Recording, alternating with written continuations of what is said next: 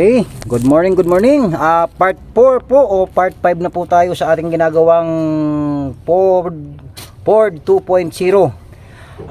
So ipakikita ko lang po sa inyo ngayon ang mga timing mark natin. So pag magpa-firing po tayo is firing po muna tayo ng uno sa power pump. Okay. And then dito po tayo sa crankshaft. Nakita niyo naman po is hinahanap ko po ito ang pinakang araw niya. So pag titingnan mo po dito 3 o'clock po yan, 3 o'clock po yung piston, para po pag lapat po ng cylinder head ay hindi mo po muna kayo tumukod. So continuously po ang bidyong ito. Pagkatapos po naming mailan din yung cylinder head, para itatap din po namin yung pinakang camshaft para po makita rin yung pinakang camshaft kung paano po namin itatap. So sanay sa mga beginners may mapulot din po kayo sa amin na kahit papano. Sa mga professional naman po na gumagawa na ng Ford at ng mga sasakyan, so ito po ay napaka legit na lang na mga gawain sa mga tulad ninyo. So ang ini-invite ko po dito yung mga beginners na naway po yung may mapulot kayo sa amin na pagdating po sa pagtatiming po ng Ford 2.2 Ranger po ito, pick up. Okay po.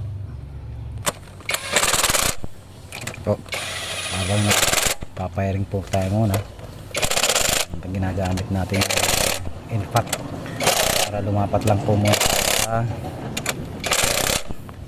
Ang landing po pala natin dito ay nasa 15 inches po, equivalent na nasa 1 po.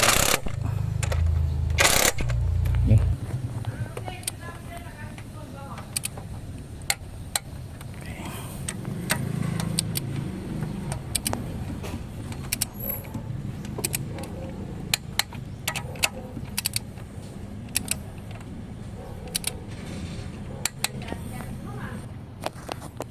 Po, tingnan mo.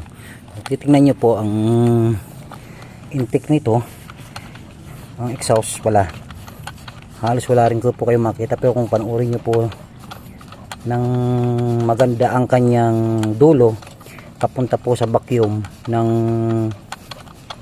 preno, ito po ay may pagkabingkong, pero ganoon pa man din po, susubukan po nating ilanding ito kasi alam ko po napakamahal ng parts na ito, kaya medyo po ikakabit natin to.